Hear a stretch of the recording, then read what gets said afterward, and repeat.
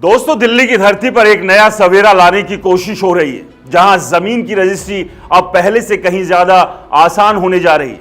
जी हां, दिल्ली सरकार ने एक बड़ा प्रशासनिक सुधार करते हुए जमीन के रजिस्ट्रेशन की प्रक्रिया को सरल बनाने का ऐलान किया है। अब आपको ना तो अनापत्तिक प्रमाण पत्र यानी एनओसी के लिए सरकारी दफ्तरों की खाक छाननी पड़ेगी और न ही जमीन के स्टेटस रिपोर्ट यानी एलएसआर के लिए तहसीलदारों के चक्कर काटने होंगे। मुख्यमंत्री रेखा गुप्ता ने इस बड़े फैसले की घोषणा की, जिसके तहत अधिकांश मामलों में एनओसी और एलएसआर की अनिवार्यता को अलविदा कह दिया गया है। तो चलिए इस खबर को अच्छे से समझते हैं कि आखिरकार ये बदलाव क्या है और दिल्ली की जनता के लिए कितना बड़ा तोहफा साबित हो सकता है। दोस्तों, दिल्ली में जमीन की रजिस्ट्री कराना कोई बच्चों का खेल नहीं है। कहने को तो सारा सिस्टम ऑनलाइन है, लेकिन हकीकत में आपको सरकारी दफ्तरों की सीढ़ियां चढ़नी पड़ती है। पटवारी से लेकर तहसीलदार तक के सामने गिड़गिड़ाना पड़ता है। कभी कागजों में कमी निकाल दी जाती है तो कभी एनओसी के नाम पर लंबी लाइन लगवाकर जनता की जेब ढीली कर दी जाती है। कई बार तो रिश्वत तक की बात सामने आती है। लेकिन अब दिल्ली सरकार ने इस जटिल और थकाऊ प्रक्रिया को आसान करने का बीड़ा उठाया है। मुख्यमंत्री रेखा गुप्ता ने साफ कहा, पिछले 5 महीनों से हमारी सरकार दिल्ली के लोगों का जीवन सुगम बनाने के लिए काम कर रही है।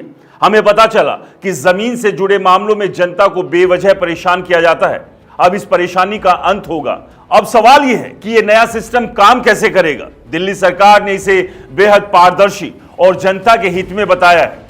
अब सब रजिस्ट्रार सिर्फ भारतीय पंजीकरण अधिनियम 1908 के नियमों और शर्तों के आधार पर डॉक्यूमेंट्स का रजिस्ट्रेशन करेंगे, यानी कागजी कार्रवाई का बोझ कम होगा और प्रोसेस में तेजी आएगी। लेकिन दोस्तों, यहां एक नया नियम भी जोड़ दिया गया है, जिसे कहते हैं बायर बीवेयर, यानी खरीदार सावधान रहें।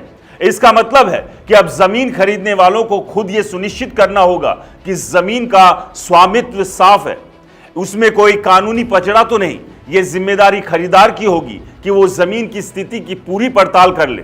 सरकार का कहना है कि इससे न केवल ट्रांसपेरेंसी बढ़ेगी, बल्कि खरीदार भी ज्यादा जागरूक और सतर्क रहेंगे। अब आप सोच रहे होंगे कि क्या हर मामले में एनओसी और एलएसआर की जरूरत खत्म हो गई है? तो जवाब है नहीं। दिल्ली सरकार ने साफ किया है कि कुछ खास कानूनी मामलों में अभी भी एनओसी और एलएसआर की जरूरत होगी। मसलन दिल्ली लैंड ट्रांसफर एक्ट 1972 की धारा 8 और ईस्ट पंजाब होर्डिंग्स एक्ट 1948 की धारा 30 के तहत आने वाले मामलों में ये डॉक्यूमेंट्स जरूरी रहेंगे। लेकिन बाकी मामलों में जनता को राहत मिलेगी, यानी अब आपको बेवजह कागज जमा करने के लिए दफ्तरों के चक्कर नहीं काटने पड़ेंगे। दोस्तों, ये बदलाव कोई अचानक नहीं हुआ। दिल्ली के उपराज्यपाल वीके सक्सेना ने कई बार गैर जरूरी कागजी कार्रवाई को खत्म करने की बात कही थी। केंद्र सरकार भी पुराने और जटिल कानूनों को सरल बनाने की दिशा में काम कर रही है। दिल्ली सरकार का यह कदम उसी दिशा में एक बड़ा कदम है। अब सवाल यह है, क्या यह बदलाव वाकई में दिल्ली की जनता को राहत दे पाएगा? क्या सरकारी दफ्तरों में बैठे बाबुओं की मनमानी खत्म हो पाएगी? यह सवाल इसलिए जरूरी है क्योंकि सिस्टम भले ही ऑनलाइन हो, लेकिन जमीन पर हकीकत कुछ और ही होती है। तो दोस्तों, इस नियम का मतलब साफ है, कम कागजी कार्रवाई, कम परेशानी और ज्यादा ट्रांसपेरेंसी। अब खरीदार को जमीन की पूरी जांच की जिम्मेदारी दी जा रही है ताकि वो किसी धोखे का शिकार ना हो। साथ ही बेवजह के डॉक्यूमेंट्स की जरूरत खत्म करके सरकार ने दिल्ली की जनता को एक बड़ा तोहफा दिया है। लेकिन असल सवाल यह है कि क्या यह बदलाव जमीन पर उतर पाएगा? क्या दिल्ली की तहसीलों और सब रजिस्ट्रार दफ्तरों में बैठे लोग इस बदलाव को लागू करने में जनता का साथ देंगे, या फिर पुरानी आदतों के चलते नए नए बहाने ढूंढ लेंगे? यह तो खैर वक्त बताएगा। तो दोस्तों, दिल्ली में जमीन की रजिस्ट्री अब आसान होने जा रही है, लेकिन इस आसानी का फायदा तभी मिलेगा जब आप खुद सतर्क रहेंगे, अपनी जमीन की पूरी पड़ताल करेंगे और सिस्टम के साथ मिलकर इस बदलाव को कामयाब बनाएंगे। क्या कहते हैं आप? क्या यह बदलाव दिल्ली की जनता के लिए गेम चेंजर साबित होगा?